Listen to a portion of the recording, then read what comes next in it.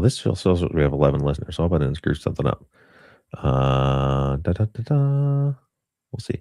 Actually, I wonder if I need to edit that or if I just need to change the audience. We'll see. We'll see if people start coming in. Oh, now people are coming in. Hey, everybody. It's ticking up. Must be on the public side now. That must have worked. I must know what I'm doing, sort of. I am going to go over on X and see if that worked real quick. While I wait for Zach to get another set of headphones. Truth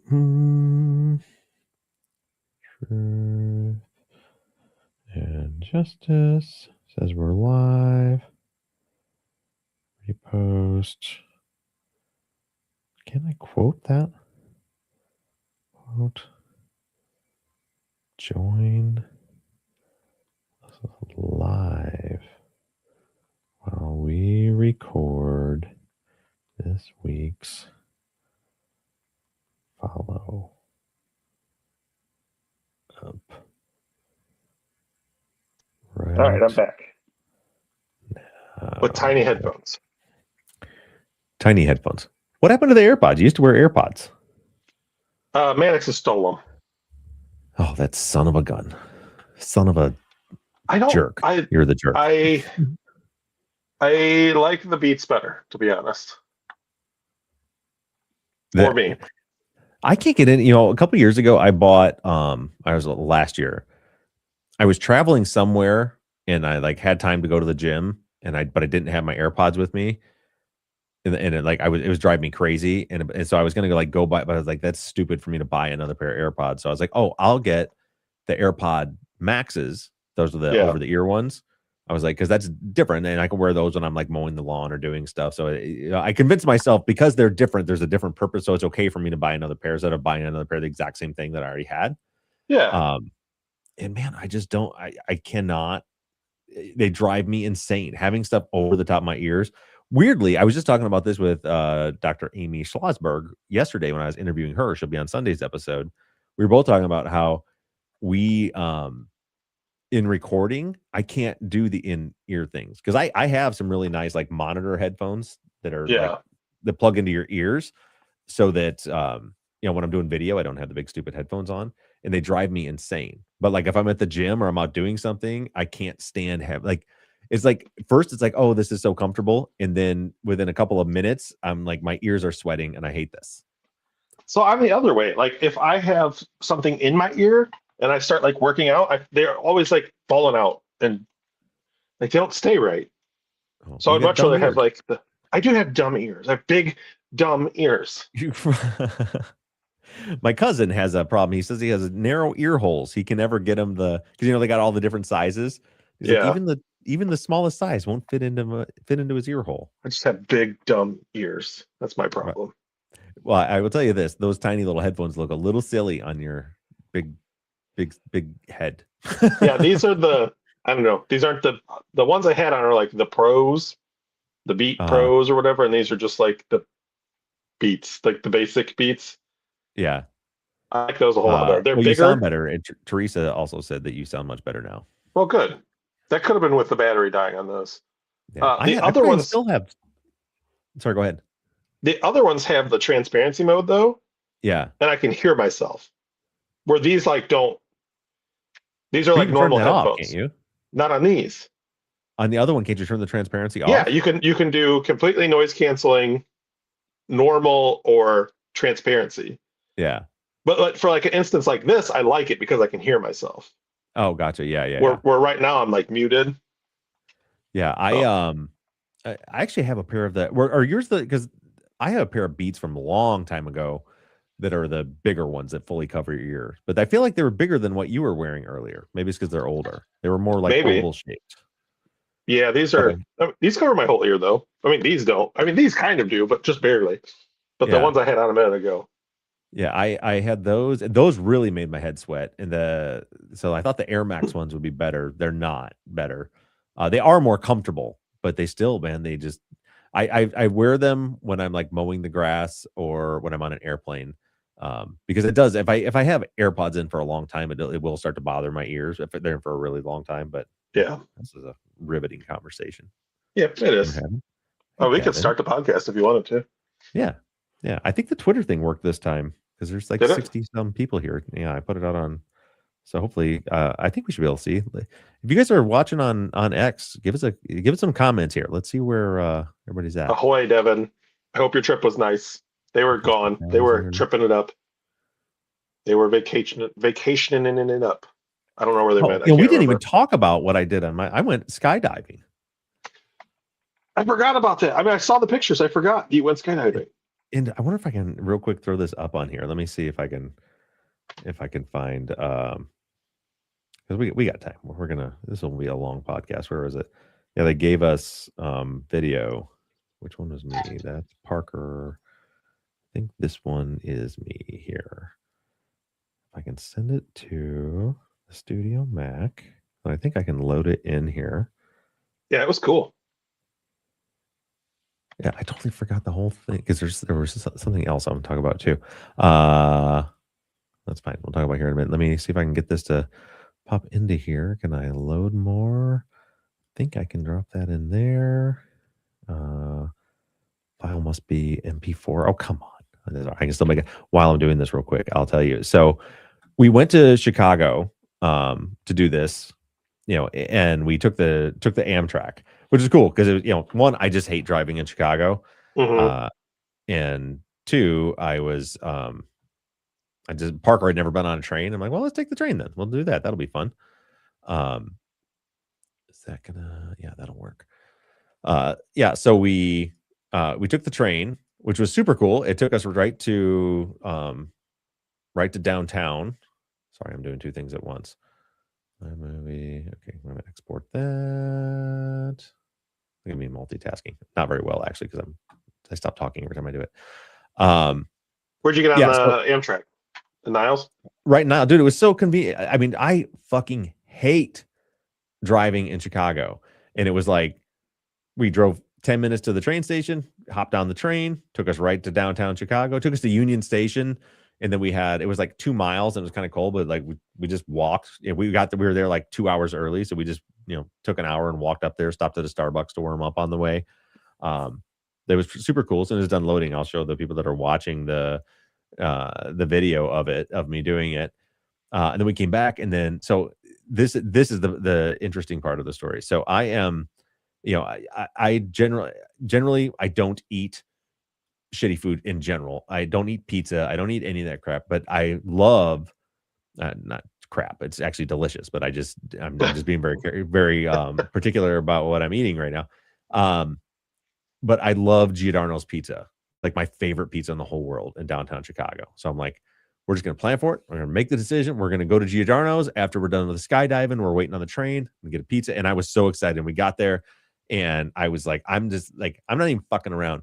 You guys get whatever you want. I'm getting my own 12-inch small pizza because if I'm eating it and I'm in Giordano's, I'm getting exactly what I want. I want ham and sausage and pepperoni and extra pineapple. That's what I wanted on my pizza. And I got this thin crust. That's gross. Oh, it's delicious. Got the pizza. I only ate like 3 pieces of it. 3 little. They cut them in squares. I'm like, that's fine. I'm gonna take it. I'm gonna eat some on the train. Maybe I'll eat some when I get home tonight. Like I'm just gonna fucking hammer this pizza. Get on the train and load it up all the way back. It's an hour and a half train trip back, and we get back, get to the train station. We get out and we're like walking to the car, and I'm like, wasn't I holding something in my hand when we got on the train? Becky's like, no. I'm like, oh, the pizza. And it was like, right. It was like a movie where someone's like girlfriend is just, it was like slow motion. The train starts chicken. I'm like, no, my pizza. I'm like chasing down the train, like, please, my pizza. And my train went away with my pizza in it. Oh. So I'm still mad about it. And I was already decided, like, I'm hammered because like today's the day that is going to be a cheat day or whatever. And I'm going to eat whatever I want. I'm going to eat I'm going to stay till midnight till that pizza's gone. And then I'm done with it. And I'm back to normal tomorrow. And it drove away without my pizza. That was an easy way to diet for you when you have no choice. So Yeah, and I intentionally like I only ate a couple pieces because I was like, oh, I'm going to eat some later. So I want to savor this for hours and hours, and then it's in Detroit somewhere now. The train went on to Detroit. We did decide though. Becky and I were planning. We haven't taken a vacation in a while because fucking kids in college. And we decided like this summer we're gonna just take just the two of us. We're gonna take a small little vacation. Our plan was we were just gonna fly into Bozeman, Montana. We've never been to that part of Montana. Like we're just gonna go just get an Airbnb and just hang out there for 4 or 5 days and just check out the town. And that's what no plan, just check it out. Just go hiking in the mountains, do whatever.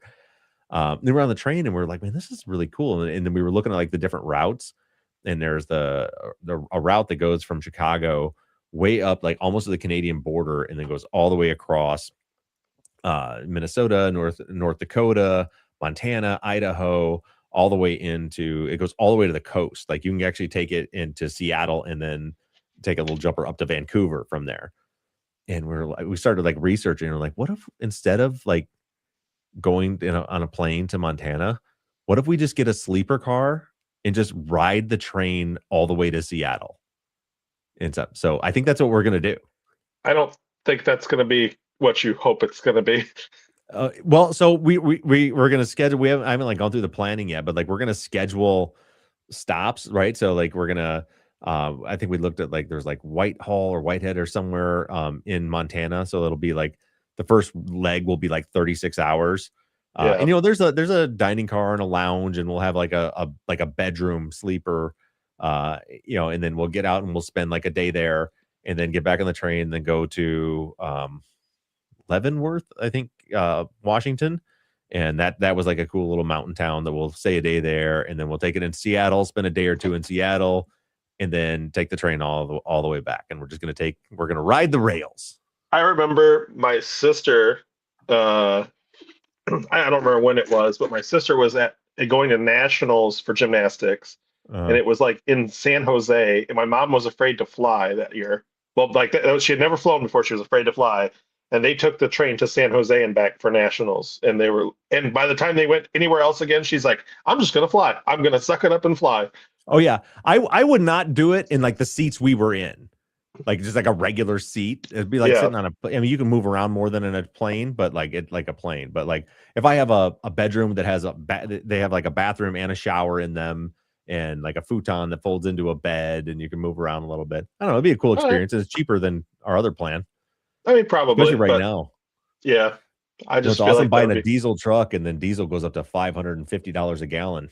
Or $5.50 a gallon right now. It's it might as well be the same. It's the same.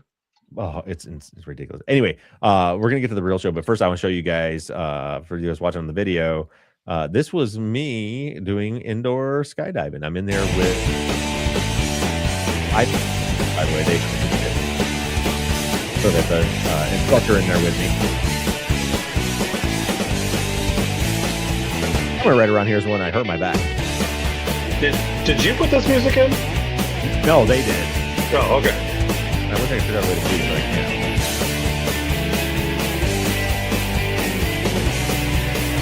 I'm flying, Zach. It's almost the Jackass music, isn't it? Yeah, I don't know what it is. That music wasn't playing in there when I was doing it. They like added that in the video together.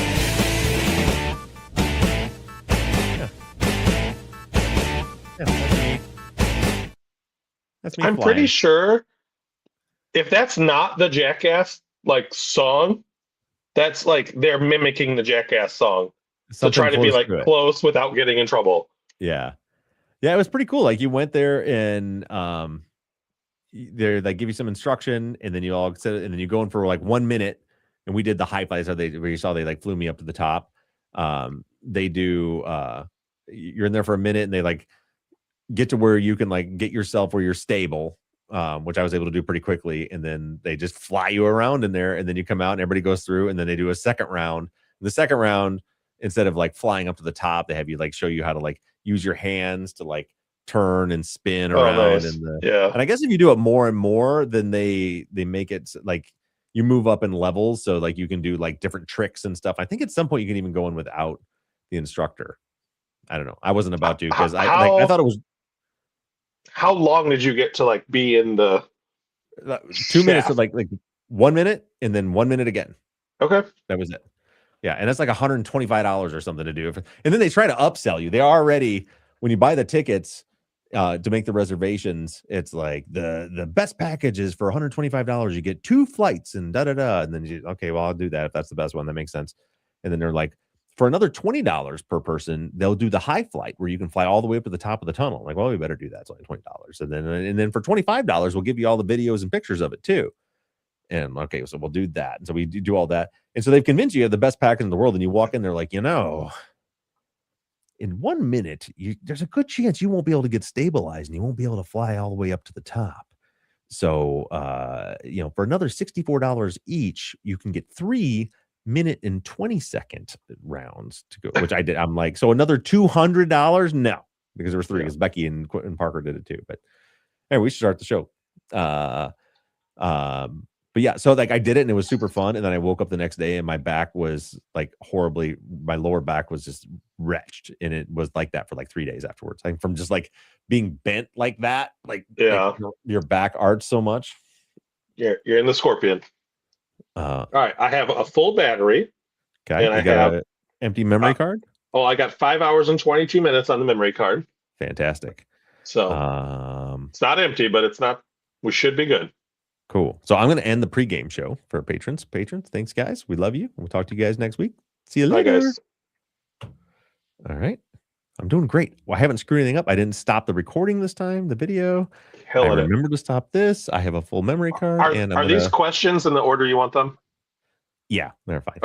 Okay. Well, you were talking about wanting to talk on one. And I was like, do you want that as the last one? Do you want? No, they're all, there's only like 2 that are related to the episode. Let's go ahead and hit record. I'm rolling.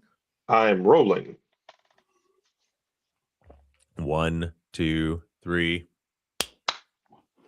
All right. And let's do this thing. Ahoy, friends. Thank you for tuning into Truth and Justice. You are listening to the Friday follow-up for season 18, episode 14. This week, we heard Bob's interview with Madison McGee about her podcast, Ice Cold Case. This was a phenomenal listen about a phenomenal podcast produced by Madison about the murder of her father.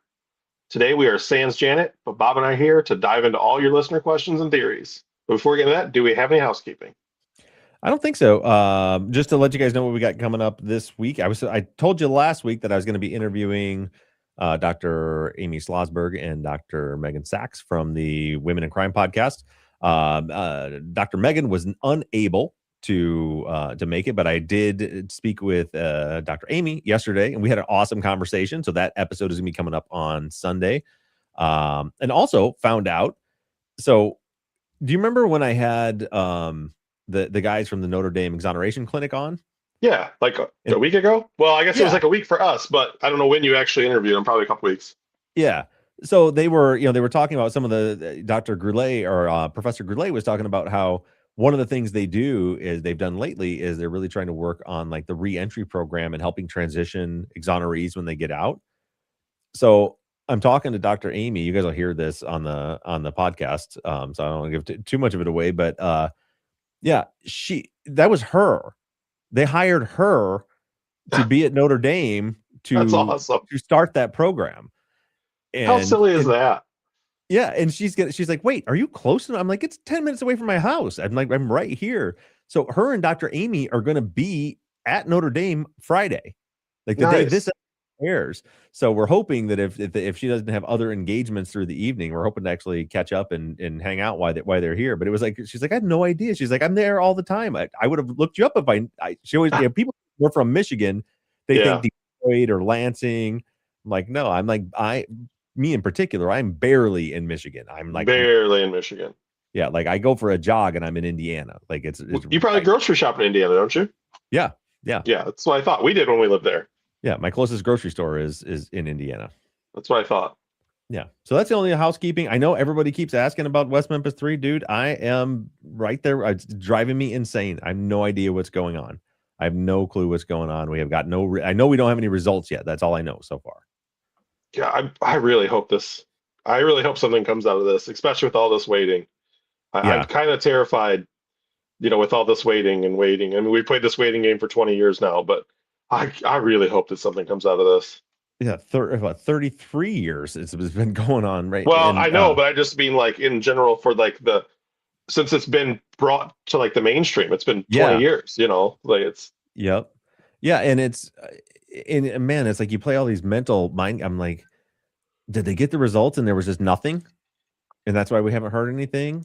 And I'm like, no, they would. I feel like the state would have meet because the state, has is the one that's going to get the response first. Like I right. feel like they would tell us that right away. Like they would be Oh, like, I'm there's nothing sure. there. Yeah, I'm sure if Uh, it's inconclusive, we would know. We would know immediately if it was inconclusive. yeah. So then, like, I want to think like, okay, so did they find out, you know, who it is? And there's a reason because we should have had the results by now. So yeah, I don't know. I don't know. Your guess is as good. Any of you listening, your guess is as good as mine about that. But on to the episode with Madison. Man, that was good. I'm glad, and I keep doing that. I did this during our pregame too. People recommend stuff to me, and I never remember who they are, and I don't write it down. Yeah. But there was two listeners that had reached out and suggested that I reach out to Madison, and super glad I did. Like it was what a great conversation. We talked for a little while off the air too. Her podcast is really into. Did you get a chance to listen to any of her podcasts? I have listened to the first 5 episodes, 4 or 5 episodes. Yeah. Phenomenal. Yeah, I'm gonna keep listening. I'm gonna finish it. me too. I'm it's no flack to anybody. I've listened to so many podcasts and I do my best to listen to all of them. This is one that I'm just absolutely fascinated by. I think it's the whole idea that it's not just a podcast, it's not just a producer, a content creator talking about a case. This is a personal journal for somebody about Right. their life. And that makes it's just a totally different world we're opening. It's such a it to me, it's very different from anything else I've ever listened to, and it is yeah, it's a different ball game from anything else because it's not it doesn't you get you can tell, especially you get a little later in the episodes that she has that documentary background, the way she's mixing stuff together, it's like it's done very well. But at the same time, like I've never listened to something where I more feel like I'm going on this journey with someone. Yeah. Like I have so much I have the interest as I'm listening to it. I have interest obviously in the case. I have interest in, figuring out who did this and all the kind of mysteries that are unraveled as it's going along. But at the same time, I'm also like heavily invested in Madison's journey. Like the way she is so open and transparent throughout the process about what she's feeling Yeah. and the struggles that she's having. It's just I don't know if for those of you listening, if you haven't listened to it yet, it is fascinating. It's Well, fascinating. I mean, it's not quite to that, but it's almost like an audio diary. I mean, Yeah, it's hers, it's her feelings, it's her emotions, and getting to sit there with her as she's finding this stuff out. And the other thing that I really, really appreciated that she's been doing, again, I'm only a few episodes in, but she is not cleansing anybody's past. I mean, right. she's not pulling any punches. She is putting it all out there so that everybody knows, there's no stone unturned. She's really going for it and showing you that, like, yeah, this is my father, but like he was my father and I love him and he was a good man. He also has these demons, and here are the demons. Yeah.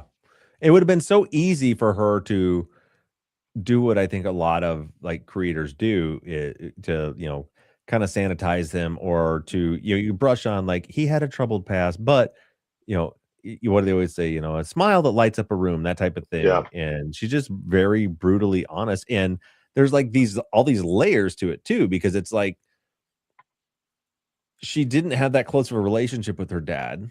And her dad had Mhm. all these demons, but she's like sharing that information to make sure that she's being honest with the information that she's putting out there, but at the same time she's not letting that stop her, and that I think speaks to some of the bigger problems that we have in our criminal justice system where like we only want to help people if they fit a certain mold, and we only care if justice was served if somebody is an upstanding citizen, like it's like, Right. well, yeah, if they were wrongfully convicted but they were a piece of shit, then does it really matter? They would, that kind of attitude. And that's detrimental to the work that we're all committed to doing in correcting course with our criminal justice system, which is like justice is justice for everyone. Everyone, the Constitution says everyone deserves a fair trial. It doesn't say only good people or what are perceived as good people deserve a fair trial. And Right. so obviously what she's doing is not a trial. She is, she's making a podcast, but she's pursuing truth and justice for her father despite his troubled past. And I think it's really admirable. It is. And the part of humanizing people like that as well is really important. I remember when we went through our missing persons season, we had some of that where people were like, we're going through and telling this person's missing, and they're like, but they are a druggie, they're on drugs. You're like, they're missing. There's somebody's brother, sister, mother, father, child. Like, you have to, like you said, it doesn't matter if they're the biggest piece of shit in the world. You need justice for them and for their family. So speaking of which, that just occurred to me. I don't remember. I had planned to, and I don't know if I ever mentioned it. But you remember the one case that really got my attention, the Alex Jackson case. It has not been talked about on here. You posted it in the fan group, but I don't think we've ever talked about it on the podcast. Yeah, so that was the one where I was like, holy shit, like there's some clues here. And I actually called the local sheriff's department and gave them, my thoughts on where I thought they should look, and these different, I was very invested into that case. And then as it turns out, the person probably has nothing to do with anything that I sent them, but the person that I was directing them to, I think his name was Joe Shoot, if I'm remembering correctly. That sounds right. It was the guy whose house he had visited that day, and kind of the big thing, if you remember from that, it's in season 13 somewhere. It's season 13, the episode titled Alex Jackson is the one we're talking about. I had his sister Kayla on, and it was like everything that they knew about his whereabouts that they were treating as fact. And what I pointed out to Kayla and the officer, I'm like, that entire timeline all comes from the same source. It all comes from this guy. So like, and none of it is like adding up. None of it's making sense. It's like, if we consider the fact that his friend is not telling the truth, and that his friend is the one that did something to him. Anyway, there was a trial. I think I did mention on here that there was a trial that was starting for that. I should look up, I'll look it up here in a minute, but because I don't want to get the name wrong. But he was convicted. He was convicted of Alex Jackson's murder, which is no easy feat, because they still have not recovered his body. So they don't know where he's at. So to secure a conviction without a body is very difficult to do. I saw a post where his defense attorney had said that, there was not adequate evidence, this and that, but the jury at least thought that there was enough adequate evidence. Yeah, Joseph Shoot. Yeah, so it was his name, Joe Shoot. Yep. So he was convicted. I don't know if he's been sentenced yet, but it was like, I think 2 weeks ago when he was convicted. But I'm hoping to.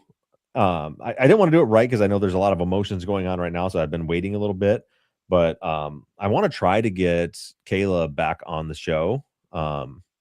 Just another opportunity to remember her brother. And also, I'm curious because obviously the trial wasn't televised or anything like that, so we don't know what happened there. I would love to get a breakdown of what happened. So it's at some point here, I'll probably give it a few more weeks. I'll just gently read it if she's interested in talking about it, to have her come on, because that was just one of the cases that just nagged at me for years after we did the episode on it. And I was always checking in. I'm still friends with her on Facebook, so I could kind of see what was going on. Mm-hmm.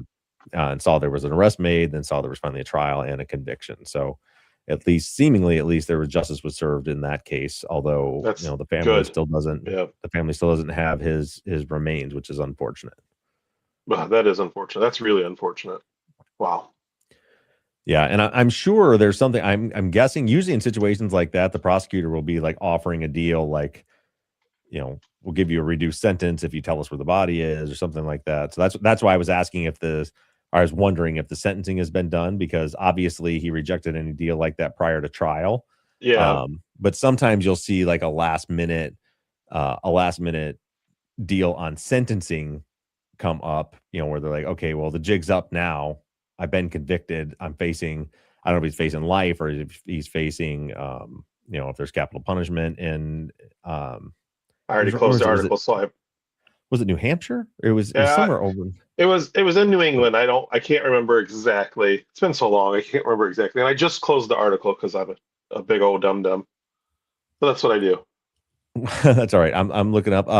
We can go ahead and move on to we don't have a whole. I think we've got 2 comments or questions about the episode this week. Then we always throw these during these seasons out. People can ask questions about whatever they want, and we got a few of those kind of random questions that we can work through. In the meantime, while Zach's starting to work through this, I'm going to see if I can find some more information about All this right. one. So our first question is from Laura, and they say, I thought your discussion with Madison McGee about ethics was fascinating and a welcome glimpse into the life of an investigator and podcaster. I can't even imagine what it would be. I can't even imagine what it would be like to have all the releases and records. Holy cow, let's try that again. I'm sorry, Erica. I can't even imagine what it would be like to have all the releases and record an interview and then have them call you later to ask you not to broadcast it. Can you expand on that? Yeah, and I think I would ask if that's ever happened to me. It definitely has happened to Yeah, me. well, there is a follow up. I was letting you answer that, and then there is a. I'll just go ahead and read the follow up. How often does that happen, and how do you decide whether to air it or not? And are there any other ethical dilemmas you find yourself in that you don't normally discuss on the air? So usually for me, yeah, and that's the tricky part about this question. They do come up, but there's a reason I didn't talk about them on the air. For me, a lot of times if that happens, it's when I'm interviewing someone in a not like a witness in a case or a suspect. Usually, a lot of the times it is like like I'm interviewing like a lawyer or somebody that's connected to a case, and then like afterwards they're like, I said something I shouldn't have said." Mm-hmm. And so my rule of thumb is I'm trying to think of that. There's probably been 1 or 2 times where I did not honor because it was like, what they said was very honest and appropriate, and Yeah. it was like they didn't like the way that maybe that made them look. I'm like, well, you shouldn't have said it then.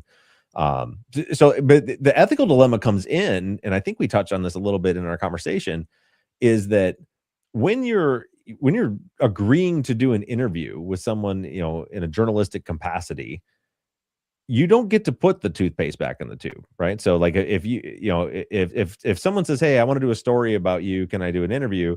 and I record and I agree to it and I do the interview, I don't then later get to say you can't use that, right? Right. So like once you've committed, you've done it, you're stuck with it. So then it's up to the journalist or the podcaster or whatever to decide, do I want to honor their wishes? Now, I've had many conversations with people that I think they probably didn't want aired, but those are that I would call hostile witnesses or suspects in cases. But in those situations, I generally they don't have my contact information. I mean, they could find it if they wanted to by like through the internet and stuff. And I have had people do that. I've had people like reach out, but usually it's somebody like when I'm out in the field, knock on somebody's door, record an interview with them, and then they're like, "Hey, don't air that." I'm like, I Yeah. told you I was recording an interview." In Madison's case, it was there. I keep talking about layers, but there were all these extra layers to it because the people she's talking about are family members, and so she was like interviewing family members who gave her the interview, agreed to be recorded, but then later thought better of it and thought, "Well, I didn't come off very good in that. I don't want people to hear that, even though I knew when I recorded it." And so making that decision whether it's going to be aired or not for her was not just the legal and ethical side of it. It's, well, what consequences or fallout am I willing to accept here? Like Yeah. even if it's like legally, ethically, morally, I can air this interview and there's nothing they can do about it. But that also means that, my cousin's never going to speak to me again, and neither are 10 other family members, and it may hurt them, in their community or whatever. So she had a lot to work through, and I don't want to answer for her about how she made those. I know we discussed it on the podcast, but it was a tough situation. And part of that, again, if you haven't listened to her podcast, you should listen to it because that's what's so awesome about it is she she doesn't just like not air it. She like explains like, man, this was a problem. I'm Yeah. trying to learn how to do a podcast while learning how to investigate a murder. And then I did this, and then now they told me I can't air it. So I don't know what to do now. No, it was interesting to hear her take, and I'm glad you guys. I'm aware of it, but I'm glad you guys kind of discussed the one party, two party state to kind of put some clarification on that too, because Michigan's a one party state if I'm not wrong. Is that correct? Where we're from? Yes. Yeah. And so just to dive into that for a split second, if if obviously you're talking to me, I'm in Michigan, you're in Michigan, one party state, one of us can record it, the other one doesn't have to consent to it. But let's Correct. say I was in Indiana, but you're in Michigan. How does that affect anything? So that's tricky. Like, and I've only worked in one two-party state. Okay. Um, and I don't remember. I think it might have been in California. I don't even remember which one it was, but I remember having that conversation with my attorney. Like, can I record? I think it was California. I think it was the Pinion Pines case, but I'm not positive about it. But anyway, it gets into this weird. It's a weird gray area because so if I'm in Michigan, I'm in a one-party state, and I call you on the phone. In Michigan, I'm allowed to record that conversation. But if you're in a two-party state, you have an expectation to not be recorded because you're in a two-party state. Right. Um, and it's one of those, if I remember correctly, there's not like real clear case law on it. I kind of think the advice I got was, if you don't want to duke it out in court, don't do it. I can't tell you if you would win or lose, because I definitely would have a defensible position. And like, Right. I was in a one-party state when I did it. But Correct. then they also have a defensible position. It's like, I was in a two-party state and had a reasonable expectation of privacy that I wouldn't be recorded on that call without consent. So Yeah. yes, so all I remember was the advice I got was don't. Well, and something like that too. I mean, it would probably depend on what state they took you to court, in. Right. Yeah. So if they tried to sue me in Michigan, where I'm at, I would Yeah. win. But if they Right. tried to sue me in California, where they're at, I would lose. So yeah, that plays a role into it too. And then there's a battle over who gets the jurisdiction. That was essentially, again, the advice I got was, it would be ugly, and it's not worth it to Yeah. dip your toe into that. That sounds about right. Our next question is from Sarah. They say, I've listened to Ice Cold Case from day one. I was intrigued by her saying the only thing she would change if she had to would be to not start. Is this attributed to the things she's learned about her dad or the nature of her family secrets, long-term incarceration that have blurred the motivation for justice? I don't know. And I won't speak for her. I can tell you, like, as a content creator who's done work like this, not with people I knew or with family, I took it to mean like the exhaustion of doing it. Like, you get into this project. Like I said, for me, just doing it for cases for people I'm not related to. I mean, it's a lot. It takes a lot out of you. But emotion. I've talked about this many times. How like over the years, I've made a conscious effort to not get too close with the people that I'm working with on the podcast, because some people do. I don't have the capacity to I lose sleep. It stresses me out. It gives me anxiety. It makes me sad. I like can't function when you're becoming you, you know you're becoming best friend family, like I was with Ed, or am with Ed, and they're still in prison. Like I remember, the first time I went to visit, I think I know I did an episode about it, and I talked about how much it just absolutely broke me the first time I went and visited him. And then when the visit was over and I was leaving, and it just hit me that, like, he doesn't, like, I'm gonna go out to dinner and go drive wherever I want and see whoever I want and talk to whoever I want and eat whatever I want, and he's going back into that cage. Like, and I Yeah. can't see him again unless I make a plan to come back in a month to come in and see him again. And so, yeah, obviously she wasn't dealing with somebody who was in prison, but so I took it to mean that it's like, you have this idea of what it's going to be like, and then you get into it, and it consumes every second of your life. It consumes you when you're awake, it consumes you when you're asleep. And then she also had, the fallout from her family. She also had the discovery of things she probably maybe didn't want to know about her dad. Yeah, I mean that's where I was thinking about that is it's really a double-edged sword because not only do you have that attachment, to something like yourself with Ed, and if you wanted to, you could distance yourself. But this is her family. This is skeletons she's digging up for her own past that you just Mhm. can't distance yourself from, regardless of what you want to do. You just can't. Yeah. That's a tough. Oh, that's so tough. So, yeah, And I mean, that. well, Go let ahead. me finish here. Like, I imagine there's this, like, when you get started, like, I'm gonna do this. I'm gonna do what no one ever did, and I'm gonna try to solve my dad's murder, and I'm going to make it into a podcast, and I'm gonna get all this support, and then you have an idea in your mind of what that's gonna be like. Again, I not speaking for her, I'll speaking from my own experience. I'm coming up on May 1st will be 11 years I've been doing this show, and when I started out, it was like, this is going to be great because I'm going to have all the, and it is great. And there's so many tens of thousands of you that are so supportive and have been there and we've accomplished so much. But at the same time, like the more you become known to more people, the more negativity comes out. So for me, it's her, it's family. For me, it's strangers. That's I talk about all the time, especially like in our Patreon pregame, how I shy away from social media so much because it's ugly, it's exhausting. So like it's not what you think. So it's like you're still getting the satisfaction of being out there and being able to help people and make positive connections with people, but that comes at a cost. It comes at a cost that just wears you down. And so, I assume that all of that plays into why, if she, and I also don't know how serious she was. I have a feeling if she had to do it over again, she would do it over again. Um, but I definitely get the sentiment where you're like, oh, if I could do one thing different, it would be just to not freaking start this. Yeah. Well, I think that's a perfect lead into our next question from Veronica. She asks if there was a cold case in your family, Bob, or friend circle, would you try to solve it? Would I try to solve it?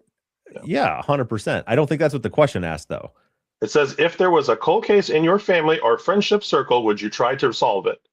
That's Oh, 100% what the question asks. I completely misread that question when I copied it and put it in there. So would I try to solve it? Yes, 100%. And I'm there's a situation right now with somebody that Becky knows that has a missing person. And it's like part of me just wants to get involved. There's a part of me that wants to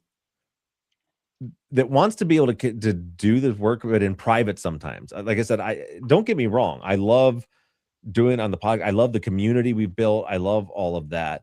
But then there's part of it too is like it would be nice sometimes to be able to do the work and help people in private and not talk about it, right? Yeah. So, but yeah, if it was somebody in my own family or friend group, yeah. What I thought it said, and I have no idea why I thought this is what it said. I thought it said, who would you want to investigate it from, like the content creation space? No idea where I came up with that, but I'll answer my own question. All right. Who would you want to solve it, Bob? Besides me, I'm blown by mind that I was certain I knew what that question said.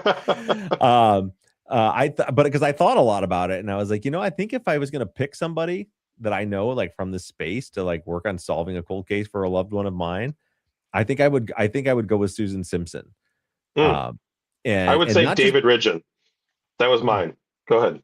Yeah, David Ridgen would be great too. Here's the thing about Susan, like Susan is brilliant, obviously, and you're never going to get a Brady violation past her. You're never going to Hmm. get anything on paper past her. She's just amazing at all of that stuff. But what I've learned about Susan, especially since she started Proof, is she is a dog with a bone. Like Susan, and I've been lucky enough to really get to know Susan. I consider her a friend. I've spent time with her. In several different places throughout the country where we've been at different events and we've worked together. And she is just the best word I could use to describe her is she is bold. Like if there's someone that if I've been doing this for a long time, and anytime I have to go knock on somebody's door, whether it's somebody who's friendly or not, if it's a stranger's door, I got to go knock on it to get some information about a case.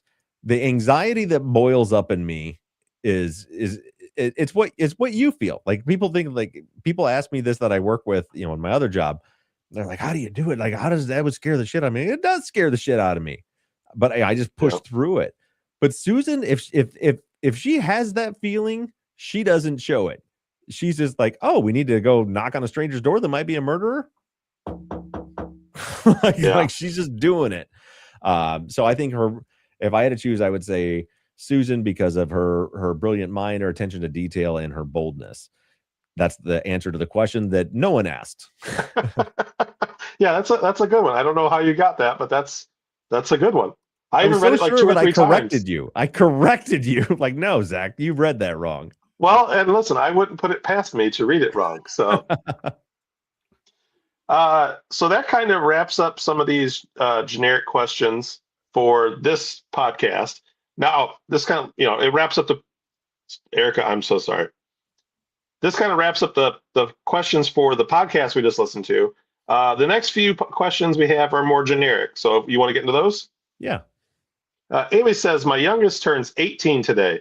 What advice would you give an 18-year-old you or an 18-year-old today's world? For what it's worth, she's been taking a full load at college since she was 16, and next year starts nursing school at one of the best nursing schools in the Midwest. She's a pretty mature kiddo. Well, it's awesome. Congratulations to her, and to you and her rest of her family. Those are two very different questions. So, like 18-year-old me, that would be, it would be just to, I don't know, keep working, keep working hard, keep doing what you're doing. Don't be told what you can't do. Don't get locked into anything. Be willing to pivot and change. But that's a different. What do I? Because I say this because I have, a 21-year-old and a 20-year-old and a 15-year-old, and I work with lots of 17 and 18-year-olds that are asking for life advice all the time. And that's a different answer because today's society is so different. So it's a strange answer, but like I would tell them, you've got to learn to be uncomfortable. I think, and we talked about this in the Patreon pregame, but one of our listeners recommended a book to me so this is really heavily on my mind right now. The author, if you're looking for a really interesting book, I listened to it on audiobook, but it's called The Comfort Crisis by Michael Michael Easter, I think his name is. And he gets into a lot of like actual scientific studies about how how our constant state of comfort that we are in as a society now is negatively affecting everything from our mental health to our physical health. And he tells it through this lens of he goes out on this this like camping and hunting trip in Alaska in the Brooks Range. He lives in a teepee for a month in the mountains in Alaska hunting caribou, and how he goes, so that's a month without ever being warm, without ever having a home cooked meal, without ever having a toilet or a shower or all these different comforts, and kind of how it changed him. But like listening to a lot of like the scientific piece of that, where he's like interviewing PhDs in all these different areas and citing Harvard studies and things. I don't know, it really resonated with me, and it's something I think about like with my kids and my students, where a lot of them are like my kids, that I would tell them, like I said, you need to learn to be uncomfortable, because they they just don't. There's so many. I have students that are so brilliant and bold in their work, in the comfort of their classroom, and if they have to call, like in my investigative journalism class, they have to call a witness, they will freak out because they have to talk to somebody, because they're not used to talking to people. They don't. There's all kinds of. I can go down rabbit holes forever about how this generation, and it's not judging them or saying that it's wrong, but I don't think it's healthy for them to where this digital, and it's not as simple as, oh, social media is ruining things or video games are ruining things, but what it is they become so connected in a digital world that they're not connecting in the real world outside of that with people anymore. And I think that is a huge detriment. They're losing the ability to communicate with people. There was one of the studies that was cited in that book talked about core strength, how Americans as a society, and it's getting worse with the younger generation, have no core strength because we sit in comfortable chair. Everything everywhere, your car has heated and air conditioned seats, and you have the most comfortable office chair, and you're the most comfortable bed, and all these, and all that. It's like we don't have core strength anymore. And then there's all these, how that affects everything. And I think on the mental side of it, it leads to people have an inability. I've noticed that that 18-year-oldish generation, they're not being taught by parents or teachers or adults in their lives to solve their own problems. And so I guess less generally than learn to be uncomfortable would be make a point to solve your own problems. Because I mean, I had a student yesterday that interrupted me in the middle of a conversation to tell me that they couldn't that their Chromebook was dead and they couldn't find a place to charge it. Now, I teach in a computer lab. There are 18 seats. Underneath each seat in the desk is a 4-gang outlet with one thing plugged into it. There are literally dozens of outlets in the room. But their first reaction was to say, "Oh, I have a problem, Mr. Ruff. How do you solve my problem for me?" And my kids give me a hard time because no matter what the problem is, my response is almost always, "See if you can solve that problem by yourself. If you can't, come back to me." Whether it's an editing issue that they're having or something they can't remember or whatever, but that inability to, and that is not their fault. It's our fault. So I guess, man, this is a long, rambly answer to a to a short question. But as I'm thinking about it, it's the wrong question. The for me, from the things that I see as a big detriment to an 18-year-old getting ready to graduate high school, it's not as much of what advice does the 18-year-old need. It's what advice do their parents, guardians, teachers need.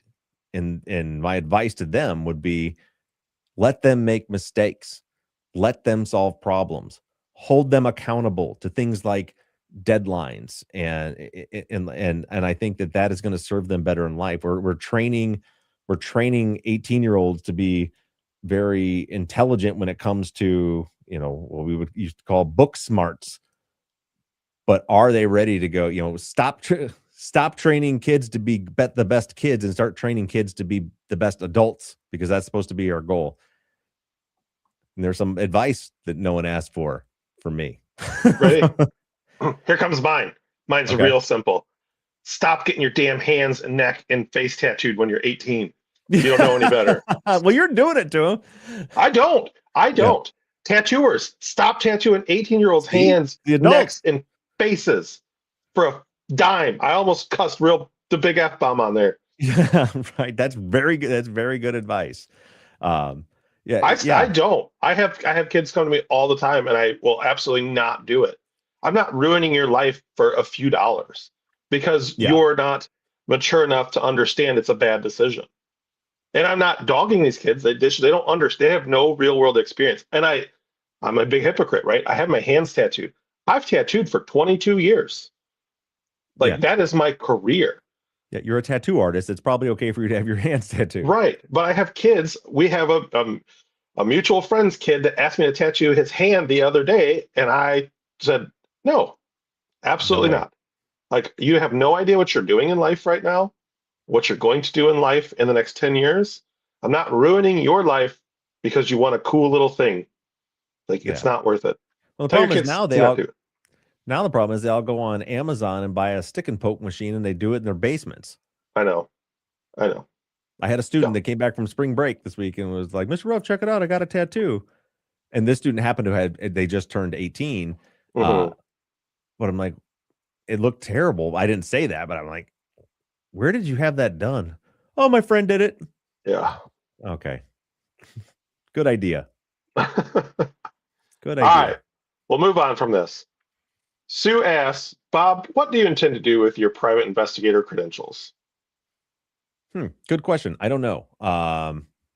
So ideally, it'll do a couple of things. One is when I'm working on cases like, so I'll be done with my bachelor's degree in criminal justice here in a few weeks, and then I'll be able to get my Indiana license as well. And as soon as I do, I'm hoping to then reconnect with Chris Bynum's team in Indiana, where I can continue to work on that case as a defense investigator, not a podcaster. So there's the hope where when we're working on a case for the podcast, when we get to those points that we always inevitably get to, where I can't talk about what we're doing anymore on the podcast, that I can convert to being because right now I can't be on a defense team. You know, with the confidentiality and everything, like you can't hire a random person to be your investigator. They have to be a licensed investigator. So that'll allow me to continue to do that. Aside from that, I would like to do other defense investigation work. And frankly, you guys have heard me talk about this enough. Like the industry right now, the podcasting industry is getting harder and harder to make a living at for a lot of people. And we've talked, that's what you see, there's podcasts after podcasts that are just going away, going on sabbaticals that never, they're just, the big money in the industry, the Amazons and Spotify's and iHearts are sucking up all of the advertising revenue and leaving a lot of the independent creators in bad shape. We survive primarily because we have an incredible Patreon community. We've got a whole bunch of people that pay $5 a month to get our silly extra videos and ad free. And that if it wasn't for that, then our show would also be on a never ending sabbatical, probably, because there really isn't any ad revenue. So and any of you that are self-employed will understand this.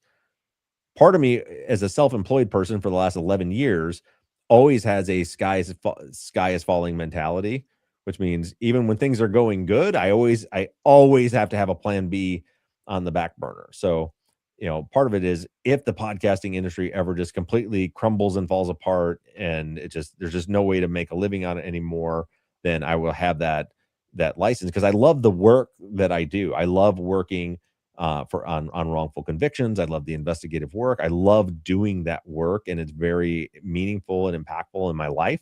So that gives me the opportunity, just in case I ever get in that situation, where I can continue doing that work. So those are kind of the two avenues. One is to continue the work that we're doing on the podcast beyond when we can't talk about it anymore.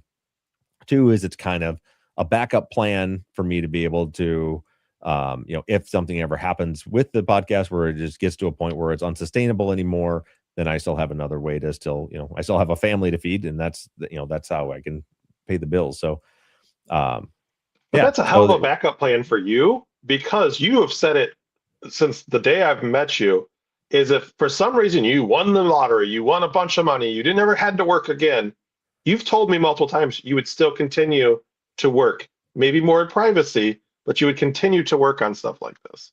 Yeah, 100%. Like I don't see myself ever retiring, like the way normal people retire, where they just like stop working. And that's I guess that's I'm glad you brought that up, because that's kind of the other piece of it too, is I'm always planning ahead too. So it's like at some point I am going to want to retire from, work, having, 2 deadlines a week on the podcast and writing scripts and doing all that stuff. At some point, there will come a time in my life where I am going to want to retire from that, but I'm not going to want to stop doing work for the wrongfully convicted. So I have that there. So when I get to that point, I could do it as a retirement job too, where I can go help. And my pie in the sky goal would be to be in a situation where I would be able to continue doing that, like pro bono for people, and to be able to help people in that way. Because right now I've never charged anybody for anything.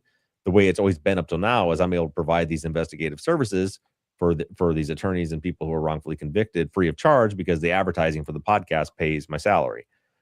So it's just another opportunity. So if the short answer is it's just a backup plan, really, in case I need it. And in the meantime, I hope to use it for the cases that we've already worked on, and that's part of why I'm making sure I finish the degree, even though I already have my license, because once I have my license, or excuse me, once I have my bachelor's degree, then in almost every state, I can almost automatically get a license. So like if Allison and Mike from the Innocence Project of Texas were to call me and be like, "Hey, we need your help on a case down here," I can quick apply and I can get licensed in Texas. I can get licensed in Indiana, which is right around the border. I can get licensed anywhere and not have to go through this big process that I went through to get my Michigan license without the degree. Well, since we're talking about the podcast a little bit, this is our last question, and it's a little bit about production of our podcast. And Haley asks, as you've been listening to other podcasters' work, has it given you any ideas or inspirations that you might want to apply to Truth and Justice?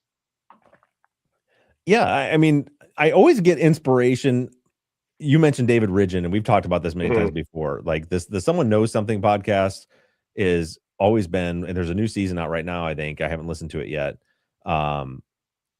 The way David puts those episodes together, I've always like wanted to do that. And usually what you hear, especially in the older seasons, is like you'll hear like the first 5 episodes are like that. Like we'll get out in the field and we record a bunch of ambient sounds, and we record, everything, and we piece together these really master. So that's always the goal.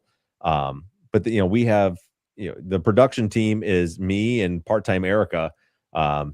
And now, I have another job too. So it's like, we're not able to do that in the way that I would love to, but that's definitely the inspiration.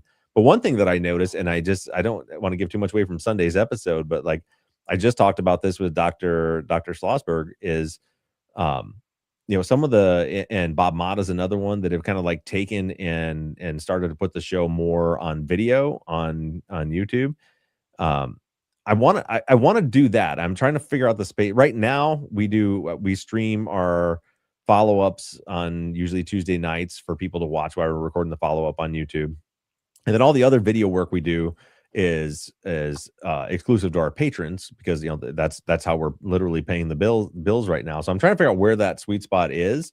But I'm looking at the podcasts that are like surviving, that are surviving and thriving, are kind of making that jump to where they're putting out a lot more video content. And if we're talking about from the production side, so I would love to figure out a way to do more of that. I enjoy it. I love live streaming when we do both our Patreon live stream for the pregame every week, and then the live stream of the follow-up. It's one of my favorite things to do because I get to like in real time interact with Zach and Janet around here, but then also the whole chat that's going on at the same time. Like right now we're like, there's 155 people that are watching us live while we're recording this. And it's cool to be able to like interact with people on a personal level like that. So just got to figure out what that looks like. No, that's great. So that was our last question. Do you want to one more time hit us with what we're going to hear this week?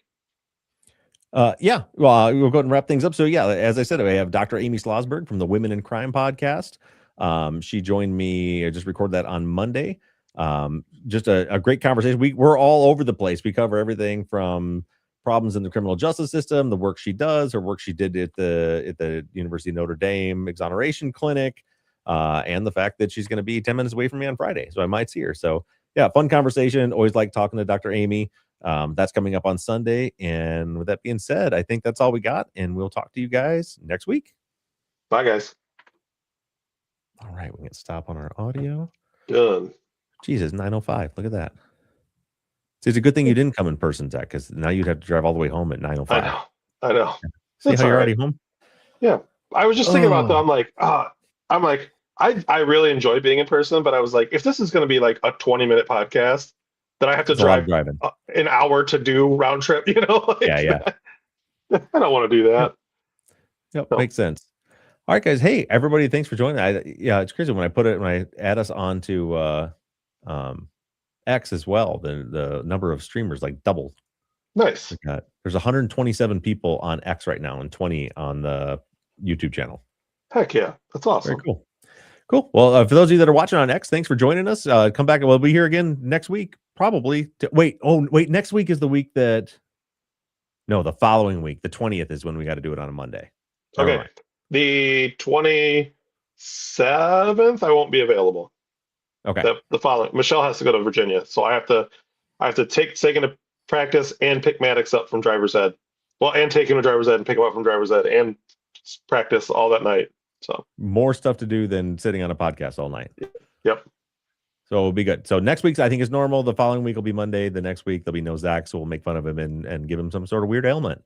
Sounds good. And with that, we're gonna end the streams, guys. Thanks everybody for watching. Bye, guys.